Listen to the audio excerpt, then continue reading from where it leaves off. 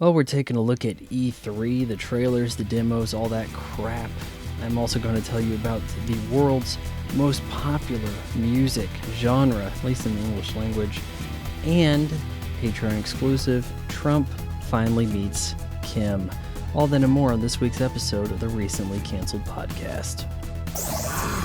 The Recently Canceled Podcast with Von Fry. Hey, how goes it? So, we've got E3 going around, and I think it may have just wrapped up, but I've got some kind of mixed feelings about E3 in general. You know, when your source for gaming news was the magazines, there was a little something more to it, a little more, mystery, you could say. You remember the magazines in the 90s? You were reading Game Pro, Game Informer, EGM, Game Players. And it's like, hey, there's some pictures here. They're telling me what they thought of it. A little quick look. Really didn't even have demos until like the late 90s. I think one of the game magazines had a CD that had a demo and some trailers on it, and that was about it. And that was kind of mind-blowing, but it was also a lot of work on your computer just to run it. Now they put all this stuff out, and it's kind of like pick your poison. You want this trailer to be hosted on Twitter and look like shit, or you want it to be on YouTube and it lives a little longer. Whichever. It's probably going to be in both places. But what good is it? I mean, they'll give you a cinematic trailer, and then next year, same game, now they have a gameplay trailer. So we actually have years of E3 hype bullshit building up a particular title. It's gotten to the point that I just don't give a shit, especially if they show me something that's all cinematic, because I'm thinking, oh, well, that's not going to be out for 2 or 3 years, so why should I give a shit now? Like, you're much better off doing like what I've been doing lately with gaming, and that is ignoring all the hype, and then like the week of, oh hey, that game's coming out, cool. That way you're not waiting for it forever. Because that's the situation you're getting yourself into here with most of these developers. Like, these games, let's go down the list here. And I highlighted some stuff that I watched the trailers of and maybe a little bit of demo footage. So I want to start off talking about Nintendo's Smash Bros. Ultimate. I feel like this is one of the more promising titles at E3 because you get the sense that this is coming soonish. What could they really do here? You just gather up all the characters you had before and you put them in the same game. Now, it is interesting license gymnastics here. We got Ryu from Street Fighter. Would have been nice to have some more Street Fighters. Because how many Pokemon are we going to end up in this game? Like, of course, I think I've seen at least 2 or 3 Pokemon fighting in Smash Brothers. There's Star Fox, Fox McCloud's got in Falco, is Star Wolf in there too? What different abilities could they really use compared to somebody out of Street Fighter? Like, at least give us Chun-Li and maybe Zangief in addition, right? MGS is here. We got Solid Snake. It is nice seeing Solid Snake in the, I guess we could call it the 1998 MGS garb. Well, no, it's really more like a Metal Gear Solid 2 look. But hey, it's nice to have Solid Snake in there. There was Sonic the Hedgehog, but at this point you're thinking, hey, why not include Miles Tails too, you know? Isn't it like Miles Prowler Tails? His nickname's Tails, I think so. I mean, this is a game that has a shitload of characters, a shitload of arenas. As a Nintendo fighting game, I don't think you could really go wrong with this, but, you know, with the Switch, I just see a lot of stuff that's been done before, and it's kind of disappointing because I look at something like the DS and the 3DS, and they had to create games that worked well with the stylus controls, and it created an experience that you couldn't get on the other consoles. Okay, so here you have a console that's basically portable, so it's like a powerful PlayStation Vita. Okay, but you're playing games that don't necessarily involve the motion controls. It doesn't have that aspect to it necessarily. A lot of the titles it looks like that are going to be coming for this, that if it's anything that's on another platform, you're just going to have the Pro controller, right? You're going to be doing that with this game. You're going to have that Pro controller with that kind of gimped Xbox experience. You're going to be using that on Fortnite, and Fortnite on this, interesting because it has cross-platform support. I don't think you're going to have any advantage playing on the Switch, but you can play with anybody as long as they're not on a PlayStation 4. Now, why is that? Is that Nintendo blocking the PlayStation 4 or the PlayStation going, hey, no. If you want to play with PlayStation people, you're getting a PlayStation. It could be Sony's doing, and a little foolhardy, but to be like, look, we're the dominant platform. We don't need to give you guys access because we're keeping you viable, allowing you to play with us. Maybe that's their look at this. Cyberpunk 2077. There is a game, in-game engine cinematic trailer for what appears to be a futuristic, seedy, delinquent underworld GTA style open world in the future. Appears to be showing off a lot of different job roles, a lot of things you can do in this seedy environment. But if there's no gameplay and there's no one playing it, then what is there really to weigh in on? Because this is a game, right? The whole idea is you play the game. And I'm just never impressed by trailers anymore. Trailers in general, be it cinematic or gameplay, at least show me what the game looks like while you're playing it. Don't, oh look, in-game engine. I got some news for you.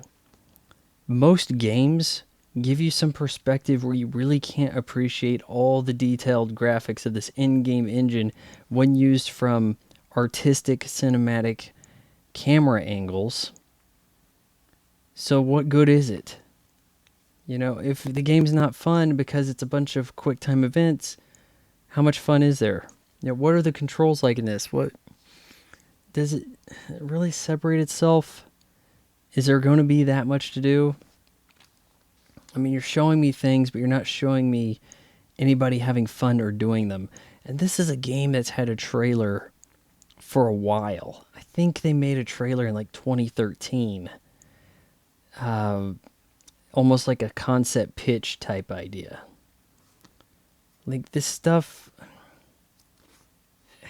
how much further away is this even? I don't think I saw a street date for this. Then we've got the Resident Evil 2 remake, which I could have sworn there already was a Resident Evil 2 remake, and it was done like the RE Remake HD that was put out on the modern consoles. I thought there was a Resident Evil 2 for that already. I thought there was. But in the event that there wasn't, we have this, which is working the Resident Evil 7 engine, which by now is a year old.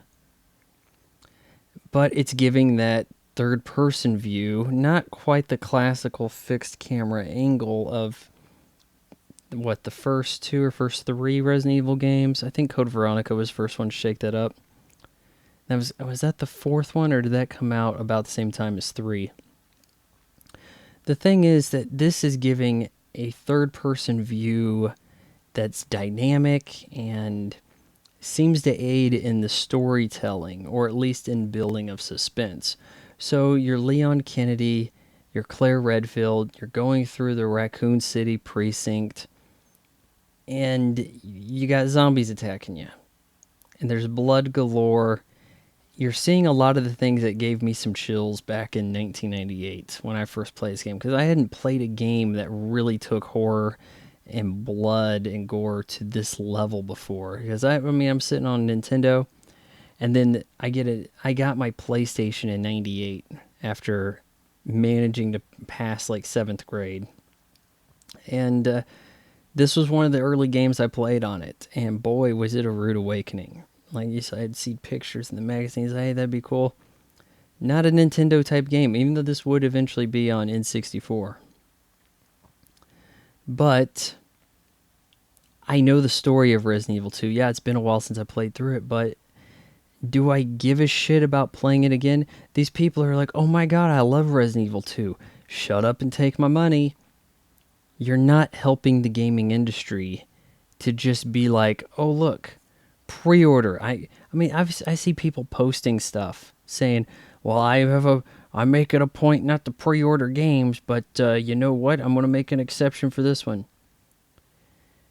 The problem here is that you're not rewarding a game for being good. You're rewarding a franchise for going back and pulling on the nostalgia feels.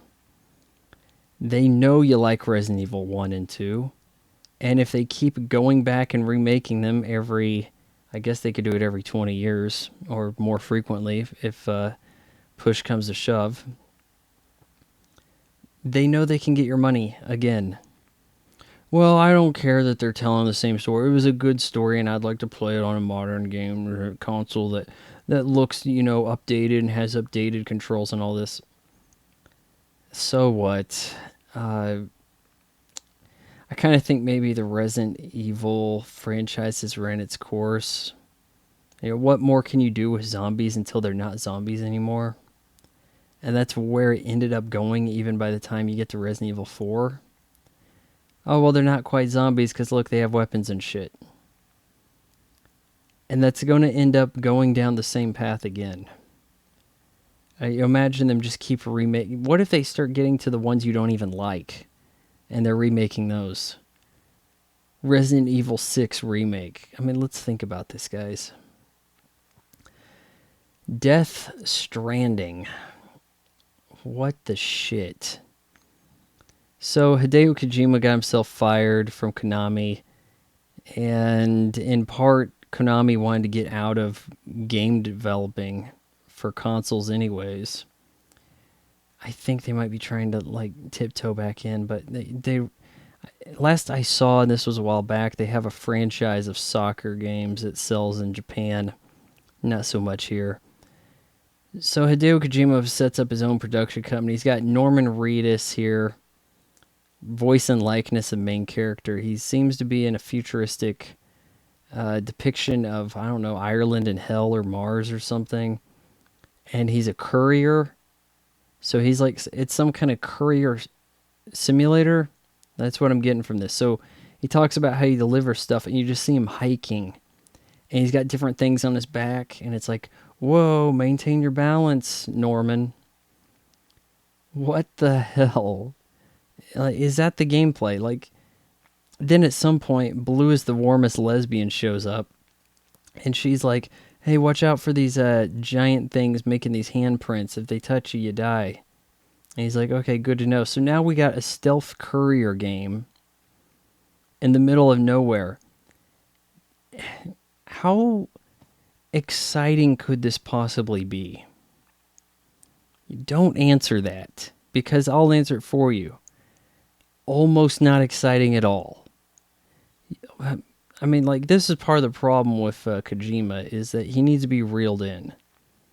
If this guy has free reign, you end up with cutscenes that are 3 hours long. For just this assumption that you thought you were playing a game, and now you're stuck in some kind of QuickTime event screen. Or you're just listening to radio chatter forever. Or things don't get made for years. Was he part of the problem with Metal Gear Solid 5 just kind of ending randomly? Did they not think that through? Did they finally put the screws to him and be like, okay, look, we got to finally release this game? But he couldn't think of an ending. Like, what happened? I mean, we may never know, but Death Stranding, is it original or thought provoking?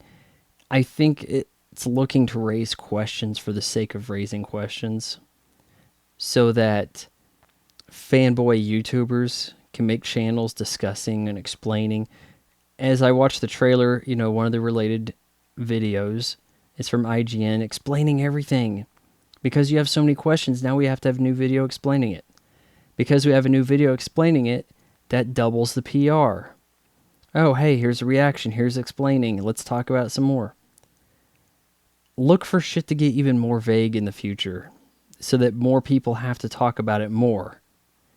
Make an incredibly vague movie trailer and that'll get people talking. No, it doesn't need to be good.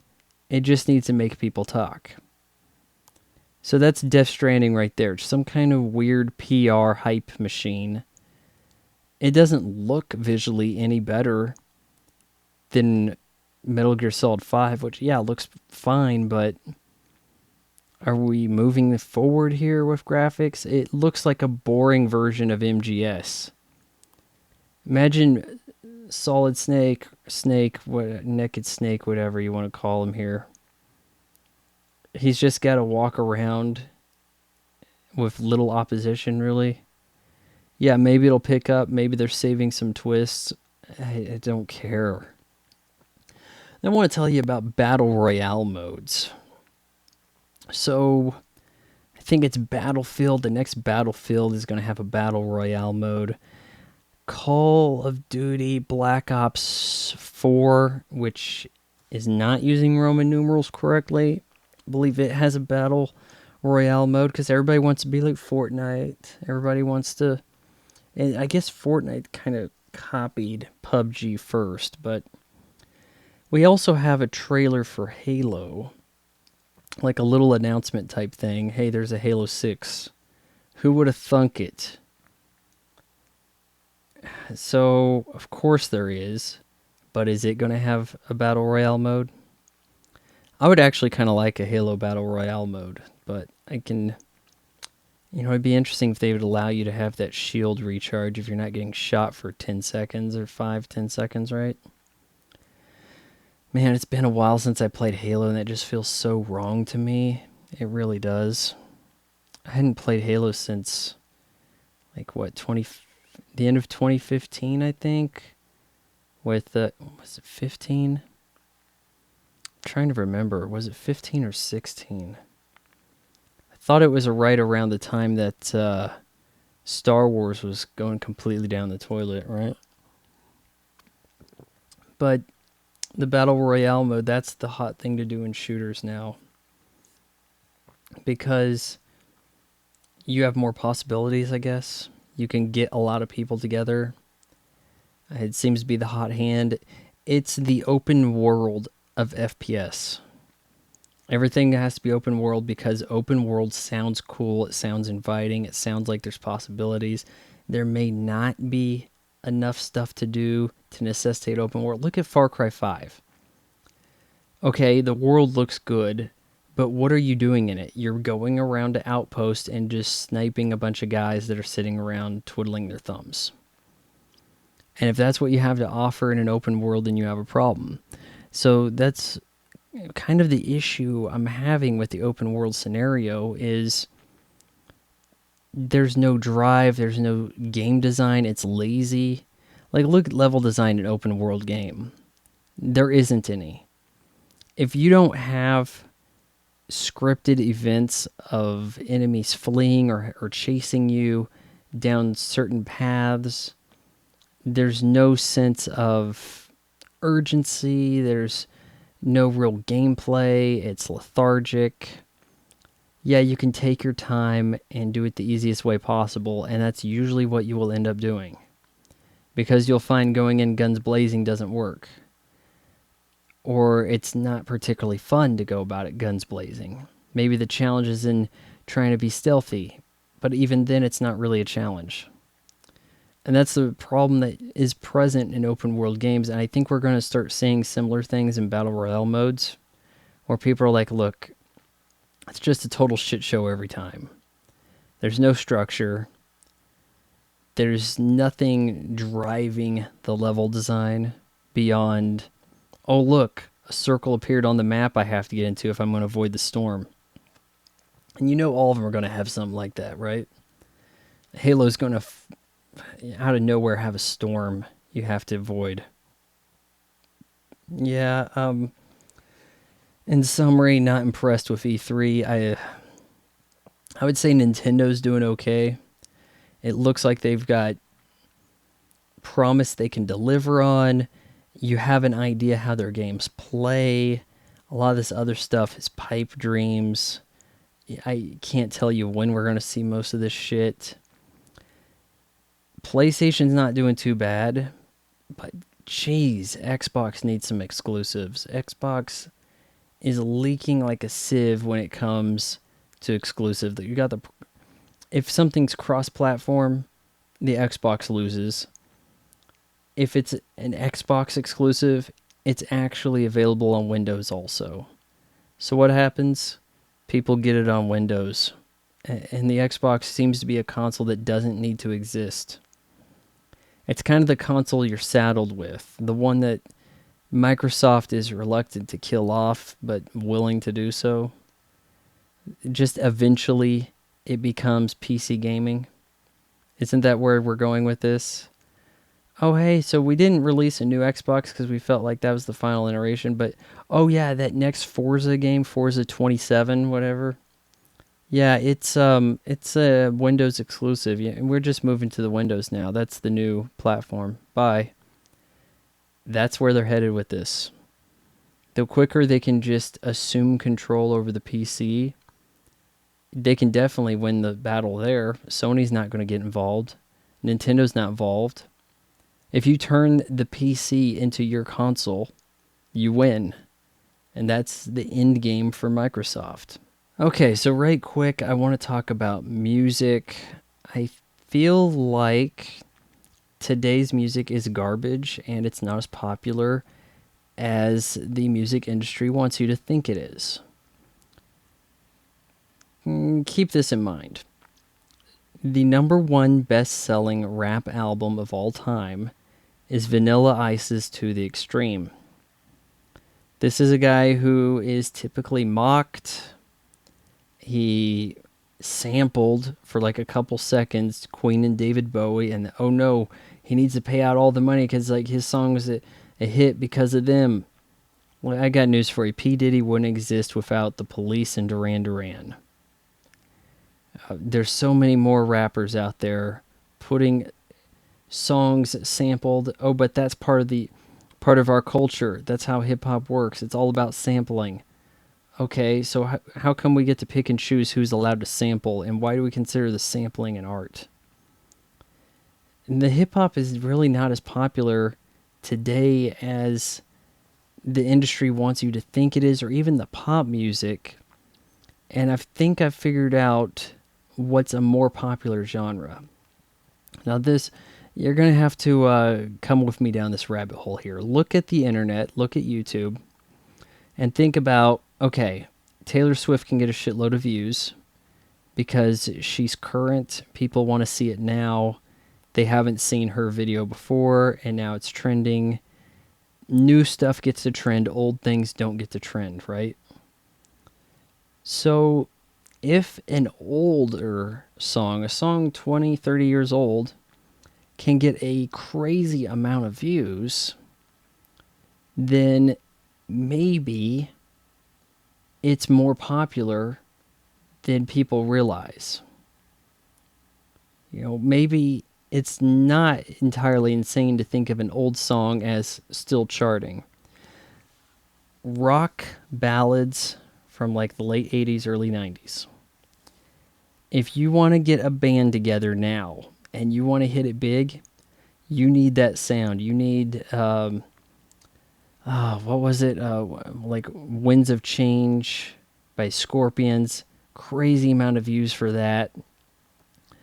There's a Guns N' Roses song I didn't even know much about. What is it, like November Rain? Has almost 1 billion views on YouTube. they have at least 2 or 3 or more songs that are catchier with less views. Now, Michael Jackson's biggest stuff has like 500 million views on YouTube. And you got GNR like doubling that. It just leads me to believe that that's the sound people actually want. I mean, I've seen this GNR track really climb in recent months. It feels like people want rock again. You know, what happened to rock bands? They kind of had a hostile takeover. Like, the country business just showed up and said, oh, hey, all you rock bands, Bon Jovi, yeah, you guys are playing country now. Because we have a country award show every week. And at our award shows, we don't even wear cowboy hats or cowboy boots. And they're cool with that. They're like, look, Taylor Swift has moved in. She's doing this cross-genre shit. She's pop princess. Rihanna, I don't know what the hell she's singing. They moved into our territory. We have to merge if we're going to survive. But those power ballads, that's the sound people actually want to hear. So if you want to get into music, that's what you got to play. Well, that does it for the free version of the Recently Canceled podcast. If you want to stick around and hear what I got to say about Trump meeting Kim Jong-un, go ahead and head over to the Patreon. It's $1 per month, gets you full access to the Recently Canceled podcast. Thank you.